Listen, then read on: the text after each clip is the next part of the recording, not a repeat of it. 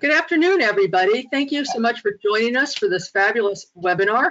I'm Lynn Rubenstein. I'm the Executive Director of the Northeast Recycling Council. And on your screen, you're also seeing Terry Goldberg, the Executive Director of NEWMOA, who's a co-host for this webinar, and our four wonderful panelists, Heidi Sanborn from California, Karen Hamilton, Emily Coleman, and Andy Smith from King County, Washington, and I will be doing their bios in a few moments. As a quick reminder, the webinar is being recorded, and you will be sent the link for this and the presentations within the next 24 hours. Please use your question box, and I will tell you where that is in a moment, to pose questions. We're not going to be monitoring hands raising. So let me just run through the mechanics of the whole thing. So on your right-hand side, you'll see a little orange arrow, and you click on that, and that will drop down a dashboard, and then you see the question box, and you want to open the question box and type in your question, and then we will ask all questions for all presenters at the end of the webinar. But until then, we're going to have the delight of hearing from our speakers. So I'm going to read their bios first. Heidi will be the first presenter, but let me just do everybody's bios, and then we're just going to get right into the substance of everything. Heidi Sanborn is the Executive Director of the National Stewardship Action Council. She has been a leader in the solid waste industry for 30 years, focused on source reduction and implementation of cost-effective projects that support a circular economy. Collaborating with local government leaders, Heidi was one of the two original co-directors of the California Product Stewardship Council, a nonprofit formed in 2007 to change the way waste management is funded in California. She has since become an internationally recognized thought leader and advocate for producer responsibility policies and programs. In 2015, she and the Product Stewardship Council board formed the National Stewardship Action Council, of whom she's now the executive director. The council is a nonprofit organization that advocates for a circular economy using product stewardship and extended producer responsibility. Heidi has recently been awarded the SWANA Community Award and is the chair of California's new statewide commission on recycling markets and curbside recycling. So very qualified, also equally qualified. Karen Hamilton is a sustainable purchasing program manager for King County Procurement and Payables in Seattle, Washington. Under her leadership, King County agencies are institutionalizing the purchase of many sustainable products and services and realizing significant fiscal, environmental, and social benefits in the process. Her program has won numerous awards and has been presented as a model for other jurisdictions in various publications and at national and international conferences. King County is a founding member of the Responsible Purchasing Network and the Sustainable Purchasing Leadership Council. Andy Smith is our sole male on today's panel, is the Market Development Program Manager for King County Solid Waste Division. King County's Linked Up program works to expand markets for selected recyclable and reusable materials by facilitating an interactive community of businesses, public agencies, and other organizations. Recognizing the central role markets play in a responsible recycling system, the program is pivoting to focus on plastic, paper, and organics. It is working to evidence the clean growth opportunities of the circular economy. Before joining King County, Andy was a senior policy advisor for the UK government, working on various briefs, including climate targets, clean growth, sustainable trade, and natural resources policy. And last, somebody has to be last but not least, is Emily Coleman. She's a sustainability purchasing specialist for King County, Washington. In this role, she works for both King County's procurement and payables section within the Sustainable Purchasing Program and in its solid waste division. This cross-agency partnership allows her to bridge the gap between market development for recycled materials and products and government procurement. Currently, her work focuses on driving demand for organics and plastics with recycled content. She has a master's degree in environmental policy from the University of Washington. So I'm so delighted to have all these esteemed presenters with us. So thank you. And with that, I'm going to make Heidi our presenter, and we're going to have the pleasure of hearing from her. So thank you, Heidi. Thank you so much. So we are going to start by making sure the technology works and we can show my screen. And let's see where my screen is here. There it is. So I've got to do this and then view. Where is it? Sorry, I always forget where to go for the. You can also go to the bottom of the screen if you want. But keep going where your little arrow is. Go up a couple to the left and do slideshow. Up at the top. Oh, there you go. Close. There we go. Okay. There you go. Okay. Thank you. Now, you're welcome. So hopefully you can see everything correctly now. I cannot see myself or any of you there. Now I can see myself. We can see very good. Thank you. We can see it perfectly. Thank you. Great. Well, thank you everybody for being here. What a great crowd. I think we've already got 250 people on the line. So this is a very timely discussion. And I want to thank Lynn and Terry and the gang for putting this on and having invited me to present with you today. So what we were going to talk about is, and are going to talk about, is minimum content legislation and how that has driven market development and how to do it right, or at least learn from the lessons that we've learned in California, since we've done probably, I think, more recycled content legislation than any other state. And I've got 20 minutes. I've got my timer on, so I'm going to get right into it and start with who is the National Stewardship Action Council. I helped form this 5 years ago, and I am the executive director. We are a 501c4, so we can actually lobby in any state in the nation. We are working to drive a circular economy, and part of that is through things like producer responsibility. And to me, recycled content mandates are actually a form of producer responsibility. They're very specific about what the producers must do. And our vision is that the US, altogether, all of us, will achieve a circular economy. My vision is that it's by 2030. I know that's going to be a long shot, but we've got to try because things are not going well now. And we have to move a lot faster and have a lot more impact. And we're doing that, and hopefully we'll do that through collaboration with all of you. Our board is made up of people from all over the country, including David Stitzall, our president with Full Circle Environmental, who's right up there in Washington State. Tim Goncharoff from Santa Cruz County has led more EPR ordinances in the country than any other county. Patty Garbarino with Marin Sanitary Service. She is a leader in our waste hauling industry in California, and her father started curbside recycling in the country, first in the nation in Marin County. And then Constance Hornick, who's with SWANA and does World Bank work for landfills and waste management around the world. And then we've got other board members from all over the country. Bob Geddert's in Ohio, Beverly's Colorado, Jordan and Maya are in Texas. And I do want to highlight that we've got a diverse board that I feel reflects the country, and we're very proud of that. And I hope all of you will work to make sure that we're all reflecting all the different people and demographics in our country. So I'm proud of all these board members and thank them all for their hard work. So circular economy, how do we get there and what is it? It's designing out waste and pollution first, keeping the products and materials in use, and regenerating natural systems. And I think recycled content mandates actually work on numbers 1 and 2. Not necessarily regenerating natural systems, but it's a key part of how we're going to get to a circular economy. So in California, I'm going to focus very narrowly on California and what we've done on market development laws, what has worked, what hasn't.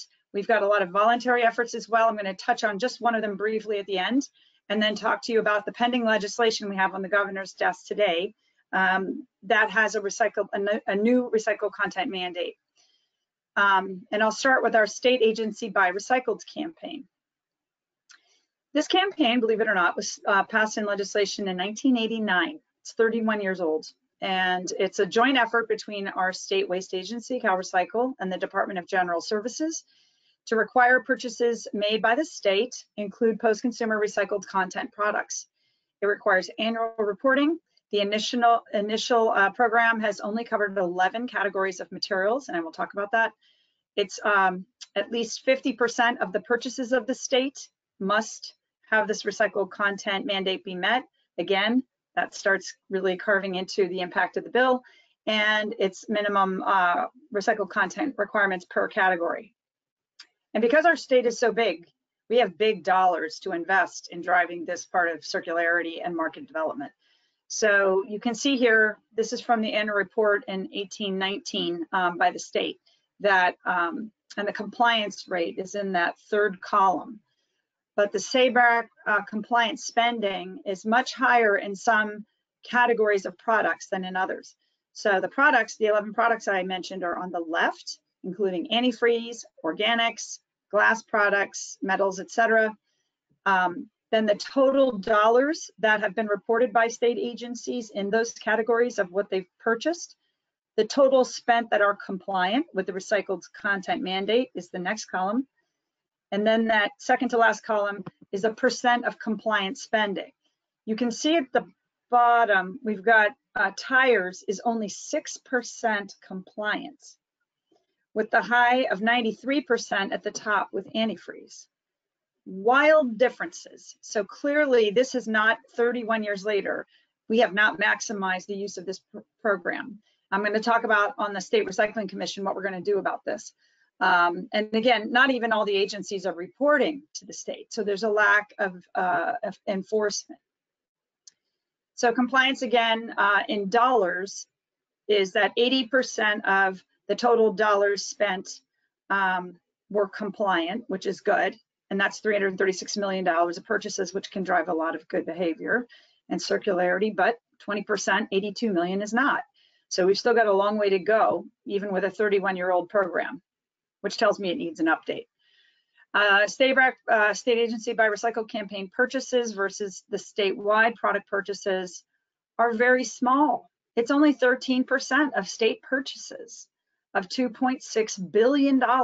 We're leaving 87% of our total spending on the table to drive markets in California. And that is a huge waste, and we're going to fix that.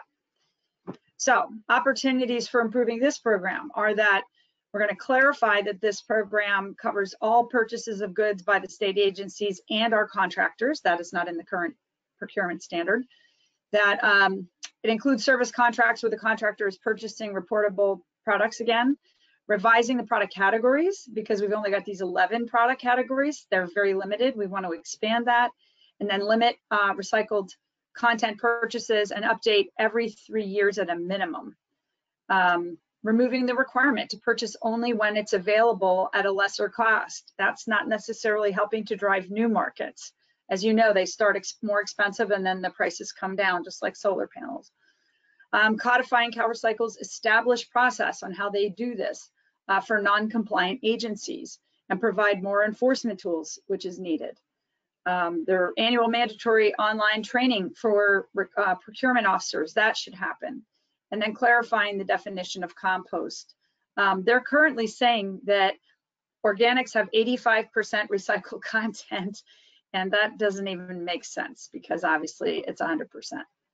So that's our suggestions on how to fix our state agency by recycle campaign, which is a huge market driver, and it's basically a recycled content driver as well. Now, specifically by material type, we have the Rigid Plastic Packaging Container Program, RPPC. It passed in 1991, and it has been amended several times, but again, it's 29 years old. And this law actually required the product manufacturers that sell products in the RPPC category, which I'll talk about in a minute, meet several compliance options, one of several. And one of the complaints about this is that this bill is that we gave too many compliance options, which allows companies to basically meet it by what they were planning to do anyway. So one of the compliance options is that they meet 25% post-consumer material, which is great, but another one is lightweighting, and then there's others. So a lot of them haven't chosen the post-consumer recycled content option. So then again, did it really get to the root of the issue? I would say not completely. So we've got penalties in there, but they're not enough. 100,000 annually for big companies, that's not a big driver. And again, what are RPPCs? Just to give you a sense, you can go to the CalRecycle website and get more information. There's a quick checklist, but they self-determine, the companies do. And then you can see it's a diverse group of manufacturers, includes adhesives, cleaning products, hardware, paints and coatings, all different kinds of containers for these different products. And it can be buckets, jugs, clamshells, pails, tubes. There's all kinds of things in this bill, which makes it kind of complicated. And again, there's too many ways to comply. So things that could be fixed with this program include that, limiting compliance options and just focusing on the recycled content mandate at least as a minimum, and then it could be plus all these other things. And CalRecycle historically did not focus on enforcement on these types of programs, and they haven't done an enforcement order since 2018. I've heard they just sent a letter out because they've been getting pressure. Oh no, that was on the bag ban. I'll talk about that. But again, self-relying on the producers, maybe we should require a third-party verifier. If we're gonna require recycled content, we're not actually sure it is recycled content without the enforcement and oversight tools and a third-party verification. So those are the kinds of things that this program we could have as improvements and lessons for all of you if you're looking at passing recycled content legislation, is making sure you've got an adequate enforcement hammer, you've got third-party verification of the volumes sold and the recycled content. There's agency oversight funding by the producers, because this program did not have it, and CalRecycle is constantly struggling to staff it. They need to be more on top of the program, but again, that's because they don't have the funding. And then update and limit the compliance methods, as we've discussed. So the third big effort is in recycled content has been our Newsprint Law. This is also fairly old. I think this is from the 80s as well. And of course, we're seeing less and less recycled newspapers. You don't even hardly see these types of newspapers anymore. My dad gets the New York Times, and I think it's, tiny, tiny now compared to what it used to be. So the volume of newsprint is going way down, but this law actually worked pretty well. It required 40% post-consumer by weight in newsprint. And that was a big driver for recycling newsprint in California for a very long time, until the volume of newspapers is going down. At least 50% of the newsprint used for printing and publishing at commercial printers in California must be recycled content. That was also in the law. And consumers, like printers and publishers, suppliers and manufacturers, must comply with the program. So again, I gave you the link there. You can check it out. But my suspicion is, this is going to become less and less important as other materials are the priority with less newsprint out there. You still could improve the program, though, by requiring third-party verification of the producers reporting again.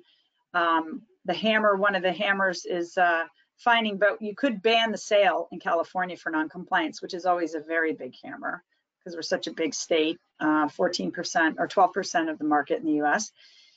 You could pay again for oversight of the state enforcement and oversight costs. If you don't fund that, and their agencies are scraping people together trying to do this work, it never works out long-term. We haven't seen it work out once. So definitely make sure these manufacturers are paying for government oversight. And then the quality standards for recycled content were last updated in 2010, and that could probably be updated as well. So that is another example and some lessons learned. The fourth example on recycled content is our plastic trash bag program. Currently requires that trash bag manufacturers use a minimum of 10% of post-consumer material to produce the trash bags that are sold in California, or another compliance option is 30% recycled content across the entire line of plastic products sold. So that's a really big option, which could make a big difference for companies. But again, you wonder, is that too much wiggle room? Or is it a better thing to see other products have recycled content as well? Non-compliant companies are ineligible for award of state contracts. So that's a nice hammer, but it's really not a big enough hammer. And CalRecycle is authorized to audit companies, but again, they aren't being funded to audit companies, which is expensive, especially when those companies are out of state. And many of them are for most of you. We happen to be a big manufacturer of trash bags for some reason. So that's not as big of an issue for us, but it could be for you, and that could be very costly. So if you don't give the government oversight money, it might not work because you do need audits. Again, so the improvements that could be made is the requirement of audits, requiring producers pay for that oversight. The penalties should increase and be banned, the products be banned from sale, not just be ineligible for state contracts. Again, a bigger hammer. And then the enforcement orders really need to be imposed. We have, if you go to the CalRecycle website, they've got pages of non-compliant companies with this law. And again, there's no sense in passing laws if we're not going to have enforcement. So I really encourage you to look strongly. If you're at the place where you're trying to get a bill and the enforcement has been taken out, it's almost better not to do the bill, because then people think it's done and they don't worry about it anymore when nothing's really going to happen. The fifth case study is glass. In glass, manufacturers are required in our state to use at least 35% post-consumer recycled glass, or 25% if the cullet is mixed. It also required fiberglass insulation manufacturers to use at least 30% post-consumer glass. So this just didn't require it on the glass-to-glass folks. This was fiberglass manufacturers had to use post-consumer glass, which was a huge driver for the market. Very, very helpful. In recent years, the two industries in California have used more than 700,000 tons of cullet a year. And we're literally fighting over it now. We cannot get enough glass back. So this is a real great story of success. We've also implemented a quality incentive payment designed to improve the quality of the glass. As you know, a lot of us went to curbside commingled programs, and we basically scrambled the egg by scrambling all the glass and breaking it, and then trying to sort it by color, et cetera, is very, very difficult. So we've got an incentive for cleaner product. And because this program is working so well, there's really not much to do to improve it except to update the recycled content number to 50%. We're right now averaging 46% recycled content in our bottles. We are a net exporter of bottles because we're such a big winemaking state. We send our wine all over the country and the world and don't use this. So the problem we're having now is we just don't have enough glass to even go to 50%. We have to get better at collection and keeping it clean. So on plastic bags, I wanted to bring up the reusable plastic bag law, the ban, because in California, it does have a requirement for, if you're not gonna, if you're banning the single-use plastic bags, you could use reusable plastic bags that are much thicker. And it requires that all paper and reusable bags meet specific requirements and recycled content requirements. So that is also a driver. There's it does pay for state agency oversight. It does require third-party verification of producers, and it narrows the exception for reusable bag producers that demonstrates their bags meet reusability, recycling, and recycled content standards. So this is an option for all of you. We did learn some of the lessons and get them into this reusable bag law. And I did want to share with you the bill that's on the governor's desk right now, AB 793. It requires plastic beverage manufacturer containers be subject to that are under the bottle bill in California to contain post-consumer recycled content. Starting in January of 2022, they have to have at least 15% post-consumer material. By 2025, it has to be 25%, and by 2030, 50%. So we're very excited about this. It is the toughest plastic bag or plastic bottle recycled content law. It exceeds the European Union standards even. It does provide some off-ramps for companies that seek waivers. If CalRecycle is in a good mood, they might let too many of these waivers happen, so we're gonna have to watch this. Under the bill, the manufacturers missing the targets are subject to penalties, which are about 20 cents a pound, but that is a big enough differential that I think it's going to be meaningful. And then the fees are deposited into a recycling enhancement penalty account to be used for recycling, infrastructure, collection, and processing of plastic beverage bottles. This bill was vetoed by the governor last year. It's on his desk. He has, I think, until the 12th to sign it. And or the 11th, and we're very eager and hopeful that he will sign it. So in short, we have to think differently. We're moving way too slow. I mean, some of these bills have been around 30 years and they're still not working optimally. And as advocates and people who care about these things, we've got to think differently. We are not going to get circular in our lifetime if we don't move a lot faster. And the definition of insanity, as Einstein said, is doing the same thing over and over and expecting a different result. So I hope these examples give you tools so that if you do write recycled content legislation, it works. That's my timer, I know I'm up, so I'll go fast. But one of the other examples about thinking differently is in our corporate stewardship law, we actually updated it to add eco-modulated fees that will drive recycled content. It's not specific to recycled content. It's saying that we're going to put a fee that's much higher on carpet that does not have a lot of good environmental attributes, and those that have good environmental attributes like high recycled content would have little or no fee. And this is very, very important. Europe is doing this a lot, and we're the first in the nation that I know of to do this. And this eco fee on the carpet receipts in California does get people's attention. But again, they're widely used in Germany and Europe. I could go through all these slides. I don't want to go over my time too much, but this is a tool in your toolbox, and do use it. The Europeans, I think they've mandated all products under EPR have to have an eco-modulated fee by 2023. And some products in these different countries have gone way above and beyond on the eco-modulated fees to drive and show the consumer this is not an environmentally preferable product versus what is. And the price point is really what's going to change the purchasing decisions. Lastly, really quick, I'll say that we have a recycling market development zone program. It is voluntary. It does drive markets. It does create some infrastructure, but it's not recycled content. If you're interested in learning more about it, you can go to the CalRecycle website.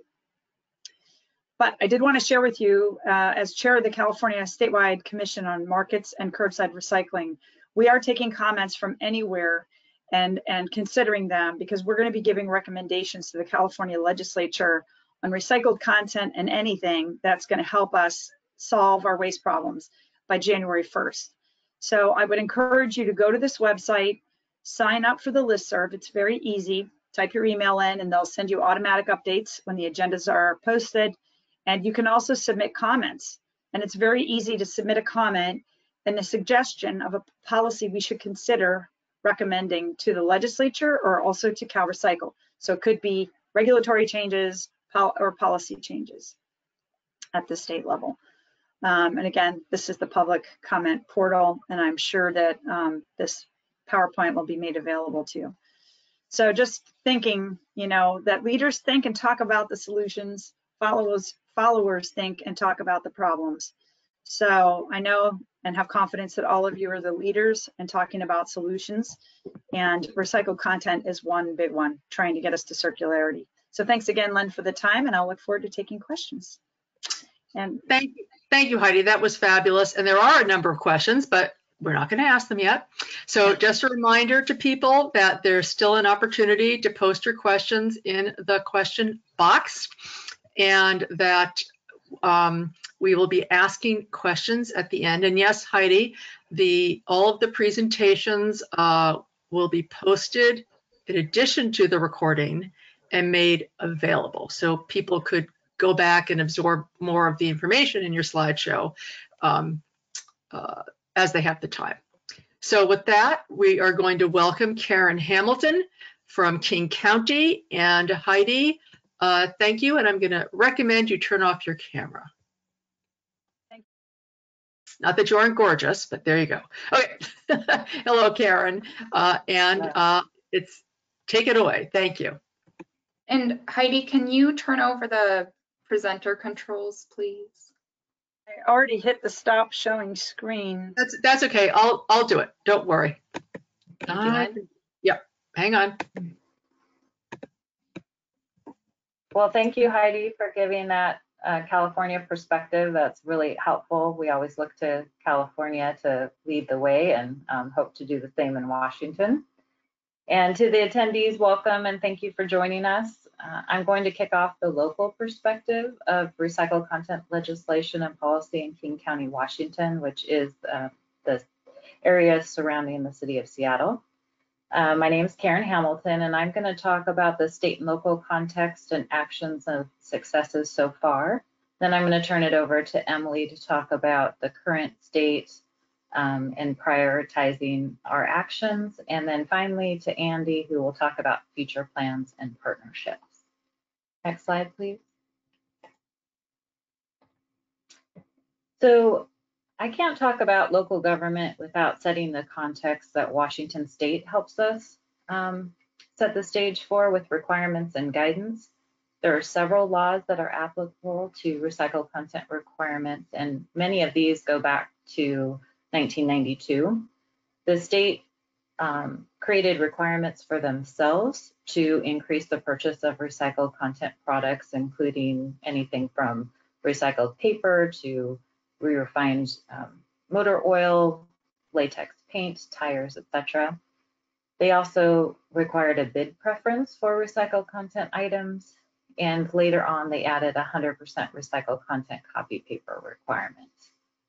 For local government, they asked us to do the same, to really create some minimum purchasing goals, revise policies, set goals and designated procurement contacts with the optional price preference, encouraging adoption of either the state practice or for us to create our own policy, and also to adopt specifications for compost for roads projects. So a lot of local jurisdictions took that to heart, and King County being one of them, and really rounding out our recycled product procurement. Later on, the state created some requirements around recycled concrete aggregate, which includes reuse and recycling of construction aggregate. And for the state, that's a minimum requirement to use it on 25% recycled content on the project. And for local government, it asks us to put it in our bid that all things being equal, that we will award it to recycled concrete aggregate. I'm happy to report that we've had a long use of these materials, but having the state forms and requirements in our bids helps deliver that message to the marketplace that this is something that we want statewide. So it creates more availability and market development around that. Next slide, please. So we had a promising start to 2020 for beverage containers, and then COVID happened. I'm happy to hear that California might be on the verge of passing this, which will definitely help us. The reason it was vetoed was because of the budget, the COVID emergency. There was concern about enough budget for administration and enforcement costs, and that's what Heidi talked about. It's hard to have this legislation without some enforcement and auditing. So we're really hoping that next year we can pick up the torch. It has a similar timeline, it looks like, as California, with initial 10% and then moving to 50% by 2030. Next slide, please. So in a local government context, we can help our local jurisdictions, like our suburban cities, meet some of these requirements. You know, we often make our bids available where they can use, also buy recycled content items from the vendors that we use. But another way is in our policies, we have a minimum requirement to use 10% recycled plastic in recyclable collection containers. And this is for the haulers have to provide those for our curbside pickup. And some cities have ramped that requirement up to even 40%. So it's another way for us to influence the marketplace and make it a requirement more regionally. Next slide, please. King County has a long history of buying recycled products, and we first adopted our policy in 1989, just asking for recycled content products. We adopted EPA's comprehensive procurement guidelines, which includes anything from recycled paper, lubricating oil, toner cartridges, plastic products, and compost. We had a lot of early success. We tracked our purchases, produced annual reports, provided training and education, and it really helped try to increase recyclable markets in our area to make sure that we were buying back all the recyclables that we were collecting. So there was a really great push in the late 80s, early 90s for that market development work. And after a few years, we found that we were having great success, but we wanted to add other products in. So we updated to environmentally preferable products, which is better for human health and the environment. So we included more resource efficient, more durable, less toxic products. But the recycled content was still at the core of our policy decisions. We started looking to more eco labels to help us prove that what we were buying was more environmentally preferable, and that included some recycled content, third-party certifications as well. And then a couple of years ago, we even updated our policy further to incorporate environmental, social, and fiscal goals associated with our procurement. And as I stated before, recycled content is still at the core, but I think by diversifying our policy, we've lost a little focus on recycled content. And I think that has to do with some of the local market availability, not as many local manufacturers to support some of our projects, but we are still very dedicated to it, and we count it among our successes when we do. Another thing that we have a green building ordinance that requires the use of a lot of recycled content building materials, and points are given either through the LEED rating system when we do green buildings or through our internal sustainable infrastructure scorecard for items such as recycled concrete, asphalt, other aggregates, and compost. So we do track how well we're doing on our building projects internally to King County. Next slide, please. I would just like to highlight a project that we did when we really tried to influence the marketplace and up our minimum standards to 100% post-consumer recycled content copy paper. We did this in 2011, just pairing it with a 30% paper waste reduction. I'd really like to thank the City of Seattle for leading the way, and the state for also adopting this. We wanted to really do it on a statewide level, that we were asking for this in the marketplace, and it definitely was available. We did have some implementation challenges at first because our contract that we had in place had 30% and 100% recycled content paper both on contract. And when people saw that side by side, they usually picked the lower cost option, even though we were really promoting it as you won't have any additional cost because you're reducing your paper consumption. And we printed education such as the graphics on the right to show how we were doing along the way. I'm happy to report that when that contract expired, we decided to just ask for 100% recycled content paper, and we were happy with the results because of we had increased purchase data. Then we got a better price, and since it was the only option, it's much harder to not use that option and use our contract. So our compliance shot way up to almost 100% instantly. And the story there is that, you know, we continue to ask for that paper. We've had success in also reducing our paper consumption by 35% since our baseline of 2010, and seeing a 23% cost reduction. And now in the future, you know, we're facing other choices besides recycled content.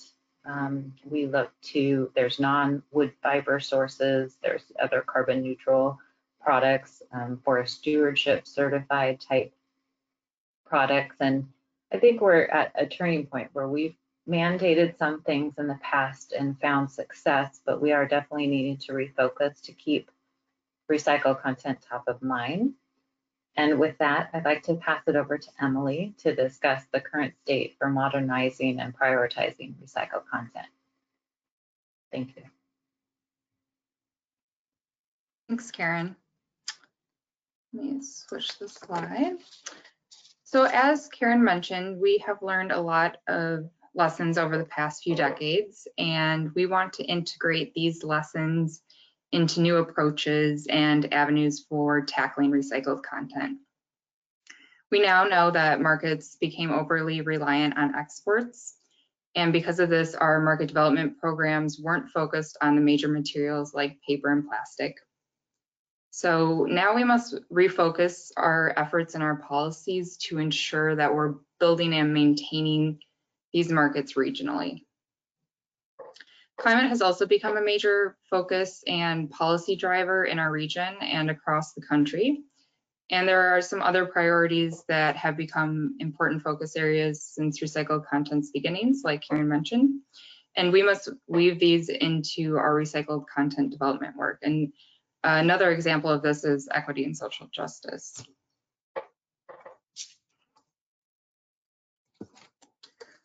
So for success at the county, we have found that recycled content should not just stand alone.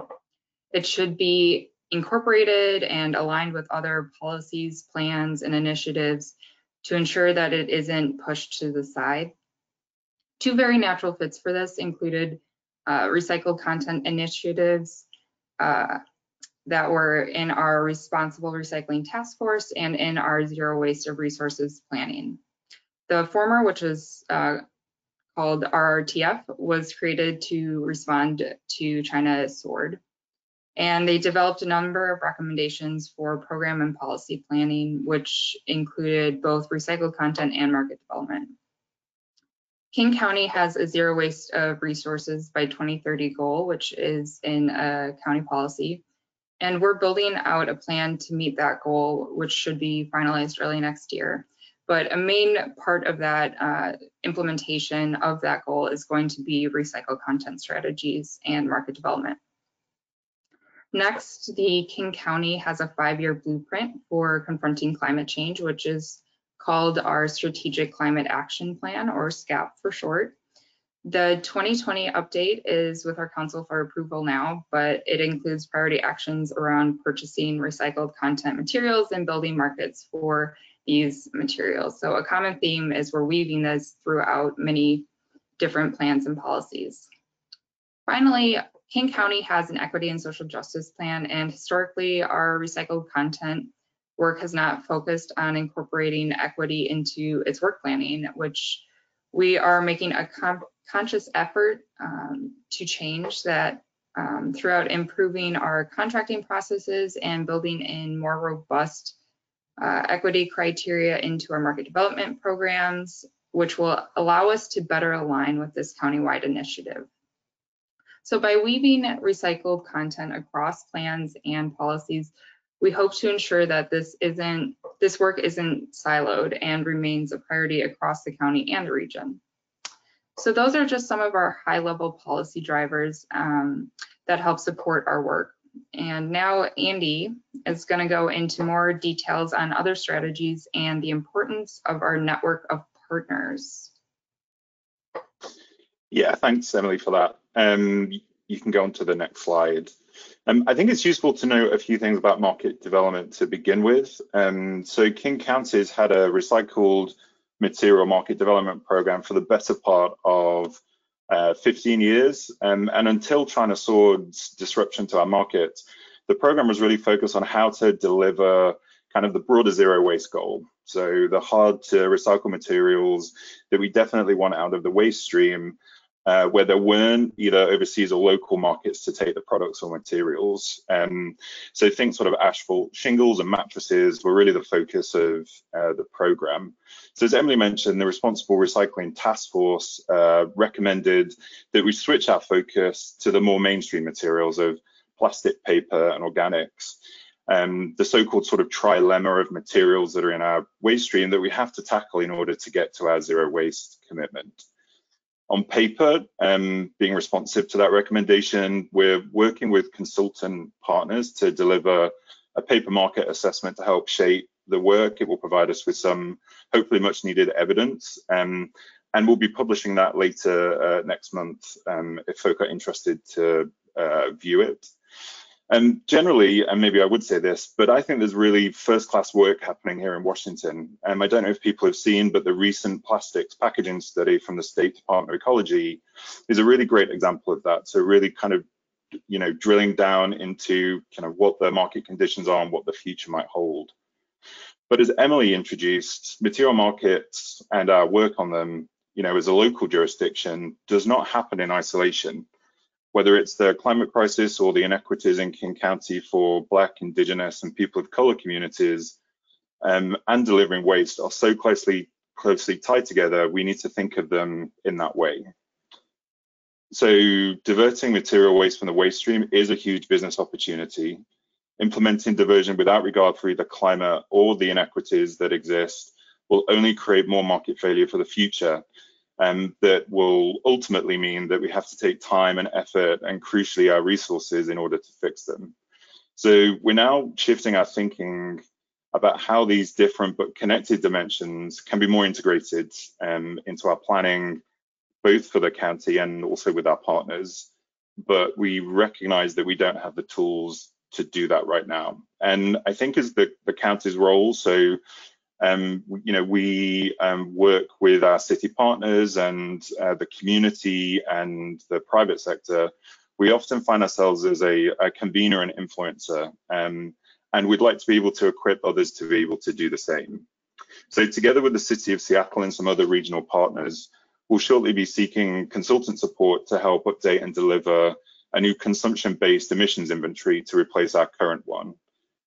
This inventory will try and estimate the global emissions and climate impacts from the goods and services consumed by King County's 2.2 million residents, the countless visitors that come to Seattle and Bellevue and Redmond, and our outstanding natural beauty that we have here in the county, and also the business community that calls King County home. Last time we ran an inventory, we found that more than half of our emissions happen outside of our borders. And so that really sort of underscores the need to work upstream and for it to be an essential component of our market development work. Along with the inventory, we also want to use more life cycle analysis. And I'm sure the people on this webinar have seen the exceptional work that the state of Oregon has been doing. And we hope to sort of build on that and augment it to provide insight into our own zero waste planning. Developing and building the evidence helps make the case for why recycled content is a vital element of the option box for the future. I'd like to also say that finally, our research has shown that King County residents are strongly motivated to do the right thing, but lack the knowledge and insights to help shape better choices. So in addition to inventory work and looking at evidencing the life cycle analysis, we also want to be able to use and leverage the existing recycled content databases and lists to help build a toolkit to help people make better choices. We need to try and make it as simple as possible for people to choose products with recycled content and then deliver the emission reduction that's linked to it while also building equity. Next slide. So Heidi has already touched on the circular economy, and I'm confident that the people on this webinar are already familiar with the concept. So I won't dwell on this slide for too long. But just to say two things, I think first, as a local jurisdiction, we inhabit the use, reuse, recycling, and disposal stages of the value chain. But without more action in the resources and production stages to minimize waste and to keep materials in use longer, we won't be able to achieve what our residents and ratepayers and communities tell us is important to them, which is they want less plastic waste and more plastic reuse and recycling. And secondly, we don't have the levers as a local jurisdiction to make that happen by ourselves. So we've been really seeking out partnerships to help deliver sustainable material flows around the county. Next slide. So working in partnership is going to be key to achieving our goals, and that's no different from for recycled content. We need to kind of learn much more about what has worked to deliver kind of clean and green growth elsewhere, and we need systems to provide assurance on recycled content claims. So, for example, around chains of custody. We need to learn what we can. We need to learn from other kind of ways of kind of driving change, for example, with carbon markets, and how markets have driven and been part of an integral policy landscape that in places have driven significant emission reductions. And so, we could incentivize more infrastructure investment to offset, virgin plastic use throughout the economy. a bit like when you take, I guess, when you take like an essential flight to somewhere else in the world, and you want to take action to be able to kind of offset the impacts from that journey. You know, could we learn from that sort of like offsetting system and build a system for other materials, plastic and paper? I think that's why we're so excited about the Green Blue initiative for the recycled material standard, and we're really looking forward to the discussion at the Sustainable Packaging Coalition conference next week, where Laura Thompson, who works for Green Blue, will be chairing a panel to update on progress for the work. So I'd highly recommend tuning into that, because I know I will be. King County, along with other regional jurisdictions, have also joined the US Plastic Pact. Core to this effort is delivering a promise of significant recycled content use. And the Pact has set significant and ambitious goals, and we're now looking forward to partnering with them to achieve their set outcomes. We're also excited to work with the State Department of Ecology and Commerce around the new Washington State Recycling Development Center agenda. We think that 2021 has the potential for strong action on, in particular, plastic packaging in Washington State. And then finally, at a local level, we're working with our regional partners to make King County a place where people want to innovate, and deliver future forward business opportunities. Next slide. So in summary, I think we recognize that our early action developing kind of local legislative frameworks on recycled content has helped provide a real essential bedrock for our current actions and goals for the future. As Karen noted, you know, our focus has, you know, been drawn elsewhere, but now I think is a moment where we can really return to recycled content. But crucially, we have to do that work in partnership. King County isn't an island, and materials flow in and out of our borders that are outside of our direct control. So although 2020 is a slightly peculiar year, you know, to say the least, it feels like this is a moment where we can take real action on plastic in particular, but on materials generally. And I guess the sort of challenge that I have for everyone on the webinar is, you know, could we together make 2021 be a transformative year for recycled content? You know, whether it's 2020 or 21 or a year beyond that, you know, working in partnership with the private sector, I think the public sector is, you know, well positioned for kind of developing recycled content commitments, policies and laws, and it, you know, they're likely to remain an essential ingredient to success. So then on to the final slide.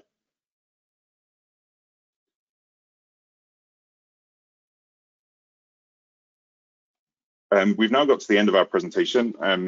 I hope that you know, we've inspired some enthusiasm for our recycled content work, and we've provided you with some food for thought on how you and your organizations might be able to kind of think about recycled content. So I think now's the time in the presentation where I think we're all going to switch our cameras back on and take a few questions. Well, just sensational presentations, everybody. So appreciated, learned a great deal, and inspired as well. Several comments have remarked on Andy's inspirational final comments. Lots of questions, but I'm still going to encourage other people to post questions. We have, I hope, adequate time. So I'm going to try to cluster some of them thematically. And I'm going to encourage or remind our speakers to unmute themselves when they are planning to speak.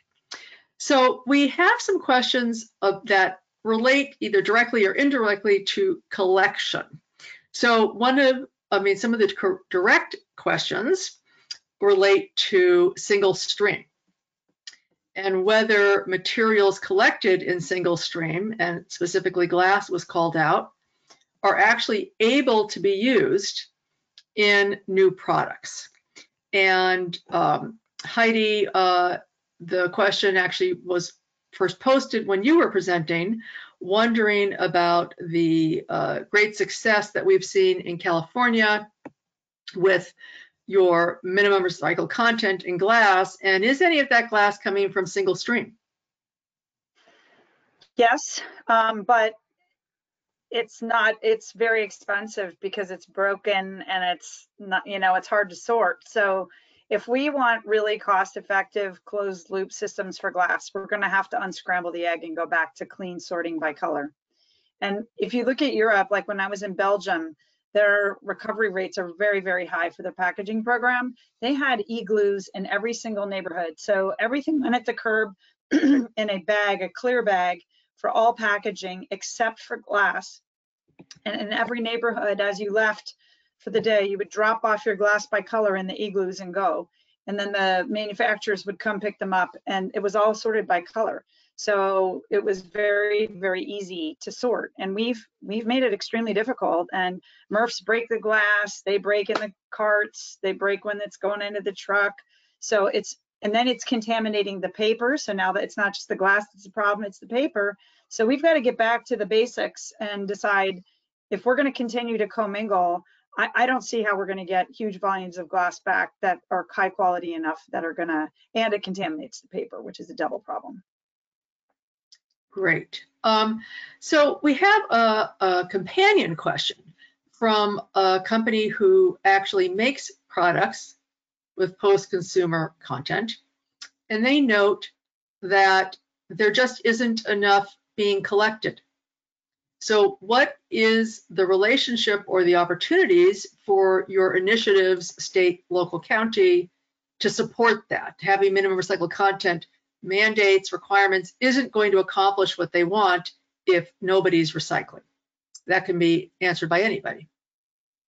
I can start. Just in California, our bottle bill's kind of falling apart, and we've lost many, many recycling centers in the state, and we've got parts of the state that have really no coverage for collection. And it's at a time when, with COVID, that people are really desperate to get their money back from their deposits. So we've got a double problem in that all of a sudden our infrastructure for glass and some of these products is going down at a time when we need it the most. And we're hearing from Gallo, they can't make enough wine bottles with high enough post-consumer content if we don't collect more. So it all kind of, that's why they set up the commission, and hopefully we can get to the root of these issues and make good recommendations in January, at least in California. And King County, want to contribute to the response? You're all muted, so somebody has to volunteer. I always forget to unmute myself. I would sort of tend to agree with Heidi. Here in King County, we, 70% of the materials that we send to our landfill, we think, can be used, and there should be markets for. Infrastructure and processing and collection are going to be a huge part of how we kind of move towards zero waste. And so, we have a task force at the moment that is looking at, the different options on moving towards zero waste. And, we would really expect as part of that work that we consider these things. And so, it's a huge opportunity, but, to echo what Heidi said to the last question, how do we deal with contamination, especially around paper, is a huge issue when it comes to glass. And I think it's going to be really challenging kind of moving forward, especially, if there are representatives from the paper industry up here. I think they would say the same thing. Like, how do we really move forward as a region to drive the rates of recycling and collection that we need and want, while also commingling with glass? And I think it's a question that we really, as a region, not just with King County, but the Puget Sound area, that we're really going to have to grapple with. Any other comments? Okay, thank you. So there are also questions about how can you actually increase recycled content purchasing behavior in government entities. So of course you all spoke to requirements about products, but that doesn't necessarily mean that state and that local, county and state governments are actually electing to buy these products. So what can you do to motivate that? I can start. In California, one of the things that I think has been very effective is we require, if you're submitting for a state grant through CalRecycle, through our hazardous waste grants or reuse grants or any of the grants, they have to have a recycled content procurement policy and show that in the documentation before they could even win their grant awards. That's been a big driver in California. So a policy, not a requirement, though. No, it's a requirement. They have to have the I mean, we don't check receipts and all of that, obviously, because that would be too time consuming. So yeah, I guess they have to be able to show the resolution when they submit their grant application. Okay. And King County? We rely a lot on policy, but there's not a lot of enforcement behind it, but we take it seriously. So we ask for recycled content products in our bids and make those available to other jurisdictions to use. So we set a standard for ourselves to have compliance to that, but you know, it's good to have as many requirements as you can just to make sure, and accountability and reporting helps see where you're meeting those goals or where you're lacking. You know, I said we did have some trouble when we tried to shoot higher for 100% recycled content paper, and that took a little while, but we found a good strategy that would help us. So if you're in sustainability, work with procurement and end users. It's a lot about educating what is even on contract and what the requirements are. It's really confusing out there. So the more you can do to guide the decision makers into making it easy, like look for the EPA symbols. You know, we just mirror a lot of what EPA says for eco labels, including recycled content. So we say, look for this content. Even when you're browsing a catalog for something, even for office supplies, look for that, and we'll be tallying up how well we're doing. Great, thank you. Now, Heidi volunteered that in California, there's, I'll call it a carrot, to inspire purchasing, that if you secure a state grant, that you have to be doing it. Does either the state of Washington or King County have a similar requirement? I know that we did at one time for our solid waste division goals, and I'm not sure about current state. Emily and Andy, you might know. Back at the very beginning, they too had to have a recycled content procurement policy, and that saw a lot of city activity with grants that we offered to cities, but I'm uncertain about the current state. Okay, I don't know, Emily or Andy, did you want to add to that response? It's not necessarily a requirement for grants, but we are encouraging our cities to use some of our waste prevention grants to purchase recycled content and to support market development. Great. Okay. So just to clarify, before I actually ask the question that was posted, in California, in King County, the minimum recycled content requirements apply to ... products sold into the state, products manufactured in the state, products manufactured within a local jurisdiction, something else.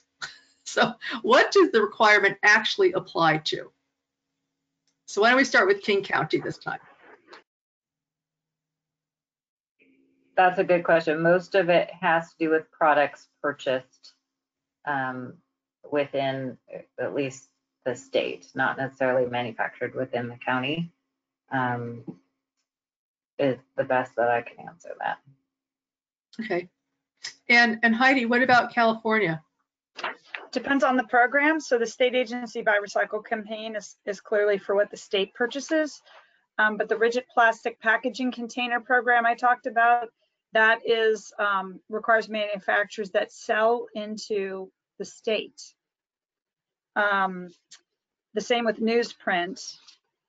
And the trash bag law is minimum 10% post-consumer to produce the trash bags sold in California. So again, it depends on the program, but it's mostly what's sold in California. Sold in. So are any of you aware of a requirement that manufacturers of a product within a jurisdiction have to use post-consumer content? No, so you're thinking locally, like, or within the state that we say, if you site here, you have to use certain minimum. Yeah, or perhaps you know, the inverse, Heidi, of what you were saying about requiring purchasing, so you get a state loan or a state grant for business development, you have to ensure that part of that, some component of your products have recycled content. I actually haven't seen that, but I really like that idea. I mean, that could be one of the recommendations to the commission, is to say we should be looking at giving incentives, for example, making it easier to get a recycling market development zone loan, or allow the loan amount to be double if they have a higher post-consumer content, for example. I think that's a very creative, positive idea, and I love it. So thanks for asking the question. And Washington people, King County people, have you encountered anything like that? I certainly haven't, but I echo Heidi. That sounds like a great idea, and it's something that we should definitely kind of reflect on. Although I've only been in kind of King County for 18 months, so Karen, Emily, I'm not sure if you're aware of anything. No, I'm not. Okay, so possibly a simple question. I think this refers to King County. Where is the recycled content program database? Where would somebody find that? So I think that might be sort of in relation to one of my slides. So I think one of the things we want to create is that sort of repository of information, and we know that the EPA and others have kind of databases of recycled content and where to find it. We don't find that, you know, consumers and businesses know much about that, and so we want to put it in a place where it's really easy to access. I think Karen, Emily, you might have kind of more insight on the procurement side. We don't have a database per se. What we look to is providing guidance on what the minimum standards, eco labels, contracts we have available that have recycled content items on them. But we don't have our own database of like products and manufacturers. Okay. So do any of you know, any of your programs, either geographic group here, make a distinction between post-consumer and just more generic recycled content? Yeah, most of ours do. And which do they require? Post-consumer. Post-consumer. But sometimes we'll allow, you know, general recycled content, or in post-industrial and post-consumer, they'll give levels for both, because it's very different, obviously. But it will define a different percentage. Mm-hmm. Different, okay. And what about King County? Similar here, we prefer post-consumer, but there are some allowances, and that's also where we look to the comprehensive procurement guidelines from the EPA that sets some of those minimum requirements. There's usually breakdown for post-consumer and post-industrial. Great. Do either Washington or California count waste to energy or alternative daily cover as part of recycling? Oh, that's a hard no. And Washington? So for King County, we don't. It's a separate part of the waste hierarchy for us. Okay. So we've had a few questions that relate to certification. Some noting, boy, that would really help. You know, if I actually had somebody promising me, other than the company manufacturing something. But we also have a comment that, you know, as a business, particularly a small business or maybe not a gigantic business, that could be a breaking point where it would make it fiscally impossible for them to continue to make products with post-consumer recycled content. So I wondered if you had any comment on that, and then I'll throw in an additional question to that. And have any of your programs thought about the state taking on an oversight certification rather than requiring it of an individual product, where the state would have a program where it would verify? So what about King County first?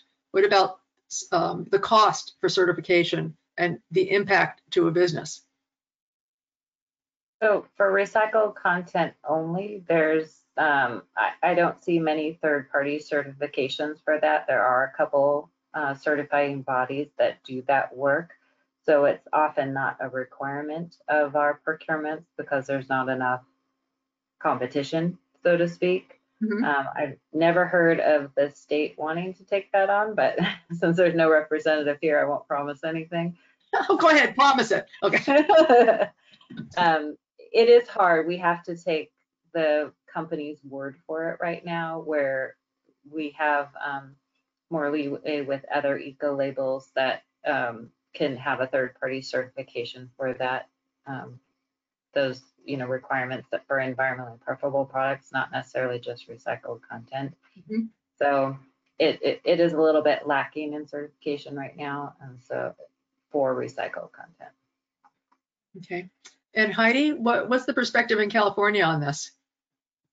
I think that's, one of the things that we actually have a gap in this country is clear certifiers for recycled content. I don't think it makes any sense. We've discussed it actually in California. Should the state do it? Should maybe some of the NGOs take it on? I've talked to UL and begged them to get into this because we need a real certifier for recycled content that's third party, that's national, that all the states can look to and feel confident that that's verified. I mean, look at what happened with VW. I know the person who actually took them down and found out that they were fibbing about the emissions from those cars. But you can't have systems where you don't verify the accuracy of the data. And that's the problem we've got right now. We cannot continue to just rely on honesty. Unfortunately, integrity is kind of short shrift right now in our systems, and we have to be able to verify that what's being told to us is true, especially if we're putting it in law. So I would really encourage UL and others to get into this space. We need consistent, reliable third-party verifier of recycled content across the board. And Lynn, Great. would you mind me just adding to that? That I think I mentioned one of the kind of potential schemes that's being developed, the RMS by Green Blue. And I think as the recycled content commitments come online from the producers, especially around packaging, we're going to see, I think, a lot more work in this space. And so therefore, kind of using these compliance systems, as more and more producers use them, the costs will come down. And so I'm quite hopeful for the future that participation in compliance won't be a particularly large business barrier. Okay, great. I would just agree that I think it's better at a third-party certification or at a national level. That makes more sense instead of each state or local jurisdiction trying to do their own. Okay. So does King County government offices, do you collect office paper separately, or does it go into a combined paper recycling program? This is leading up to something. So, but that's part A of the question. Yes, in our offices we collect What's paper. Okay, the reason we ask is, are there any opportunities for you to then specify that the paper that you are recycling is used in the paper you are mandating? That's a good question. I think it's gotten harder instead of easier because we've lost some of our local manufacturers, the paper mills. There aren't as many in the state as there used to be, so you'd have to travel a farther distance, and then especially to get 100% recycled content paper, it might be more challenging. So it's not unheard of, but it really has to do with local market development, if that makes sense. And we have the local manufacturers who can take that material. Right. In the past, I think we've been more successful with that by having manufacturers within the state, but especially with paper and copy paper that seems to have fewer manufacturers. Okay, great. So Heidi, you had commented when you were talking about the glass recycled content program, that there are incentives for clean glass. And could you amplify on that, please? Yeah, I put the link because we don't have time to get into much detail on all this stuff, but there's an incentive program that's given for improving the quality and the marketability of the glass collected. Certifying recyclers and processors, they are, through the bottle bill program, are encouraged to clean and color sort the glass to return them for that incentive payment. So it's really very specific to the bottle bill, and it was part of the bottle bill. And I don't know the exact details of the program because I don't have time to keep up on every little detail, but that's why I put the link too, so you can see exactly how much they're paying and for what level of cleanliness, et cetera. That's great. That's great. Now, do any of you have familiarity with requirements that, in addition to post-consumer recycled content, emphasize reuse or remanufactured products?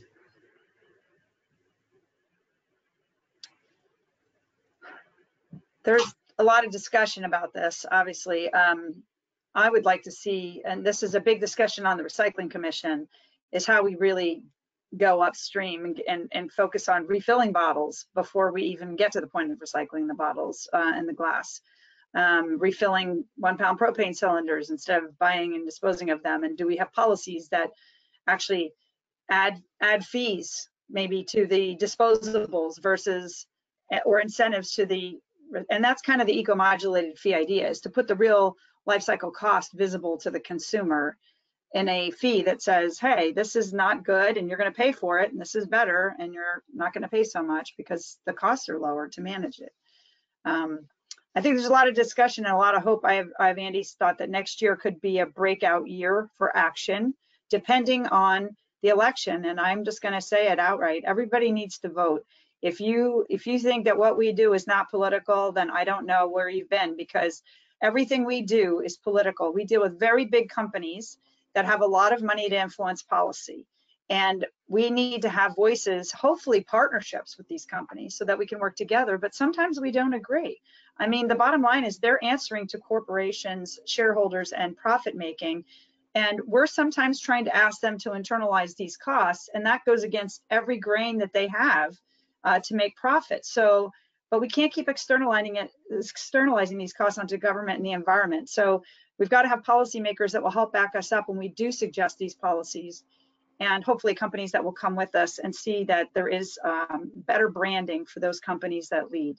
And then we can help them get that kind of credit when they do the right thing and have higher recycled content. King County? Yeah, we encourage a lot of reuse, remanufactured items, closed loop recycling among our, the products that we buy and services.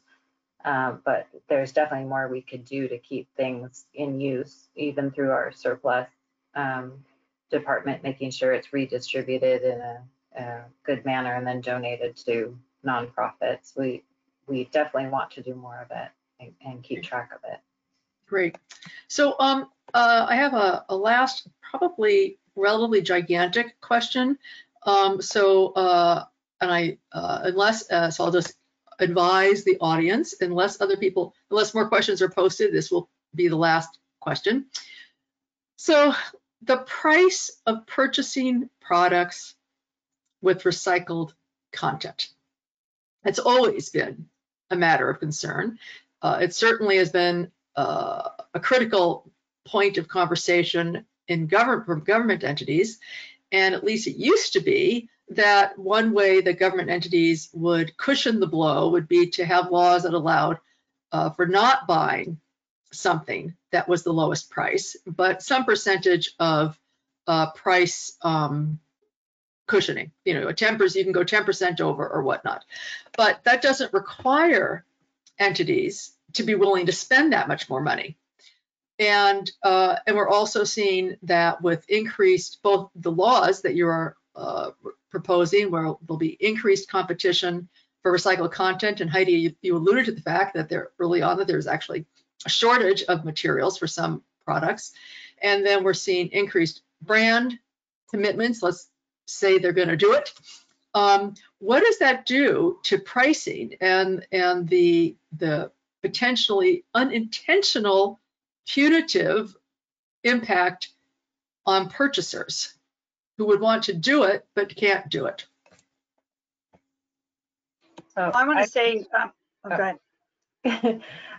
So for King County, early on, we did adopt a price preference for recycled content items, and that helped in the initial stages because there wasn't a lot of competition. We were trying to educate the marketplace of what our requirements were and what our minimum standards were.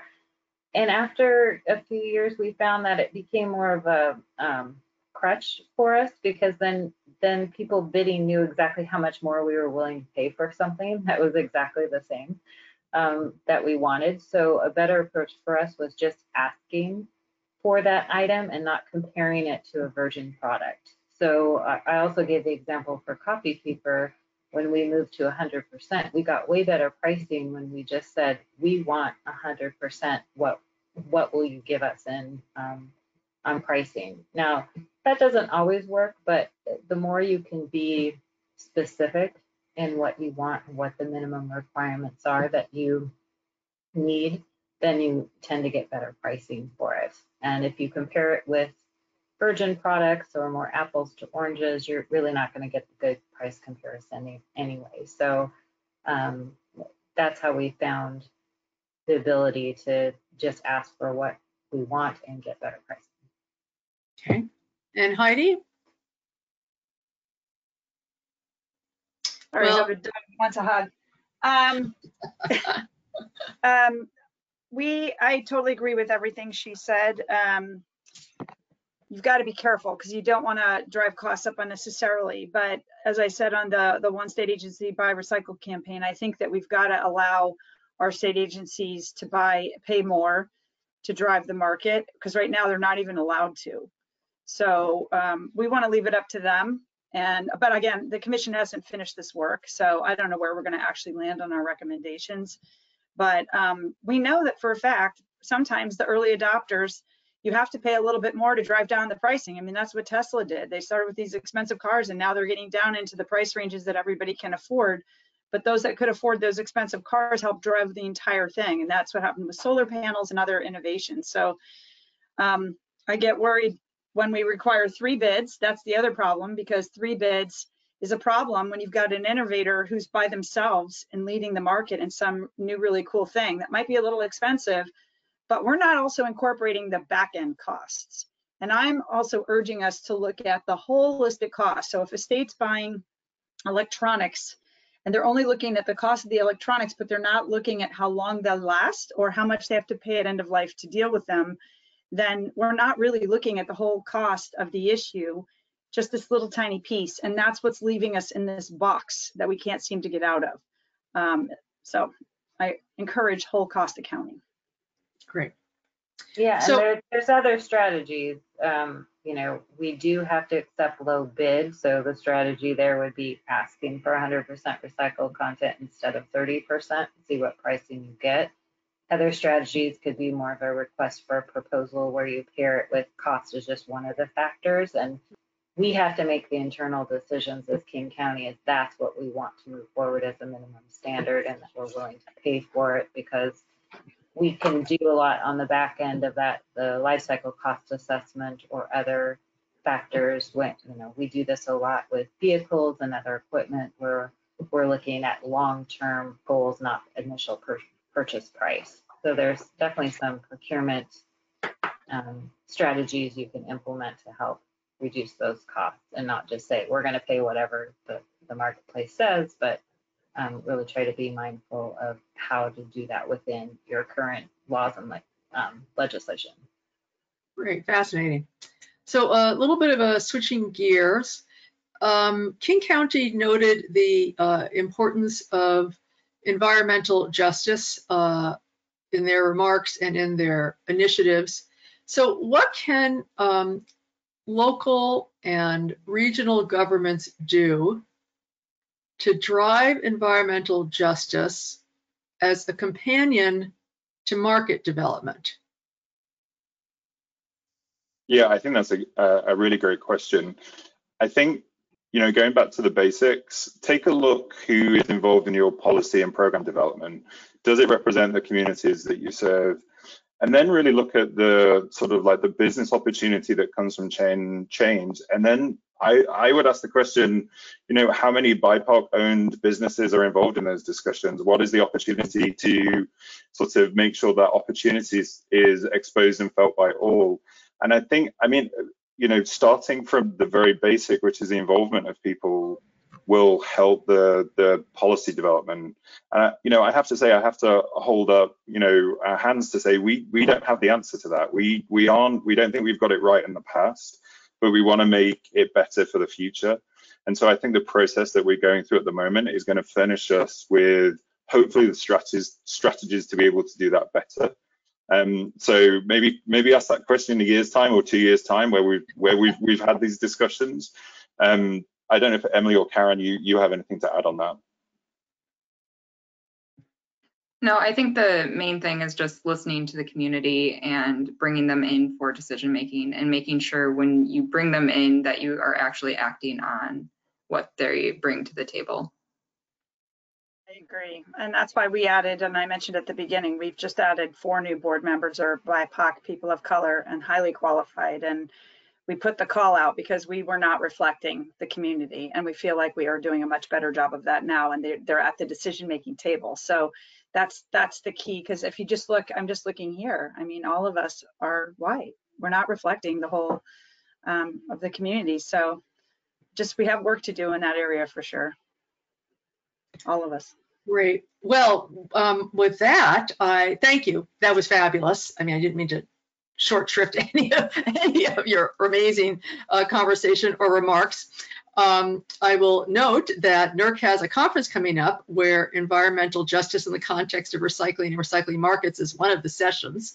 So you might want to take a look at that. In addition to thanking our sponsors that have been on their screen and our speakers most sincerely, I want to also note that on October 6th, we'll be having a webinar about voluntary initiatives. Brands and trade associations will be presenting, and it's about plastic. As was pointed out to me by a trade association from another niche. Why is it only plastics? So I hadn't even noticed. So I want to say thank you all so incredibly much. A reminder that the recording and the PowerPoint presentations will be posted on the NERC website, as well as the NEWMOA website. You'll be getting an email from GoToWebinar in 24 hours telling you where to find that. And with that, again, a fabulous webinar and presentations. And I'll say good afternoon. I think it is actually afternoon now with everybody. And have a good balance of your week. Take care, everybody. Bye-bye. Thank you. Bye-bye. So much for having us, Lynn. Bye, Terry. Bye, everybody. Bye-bye.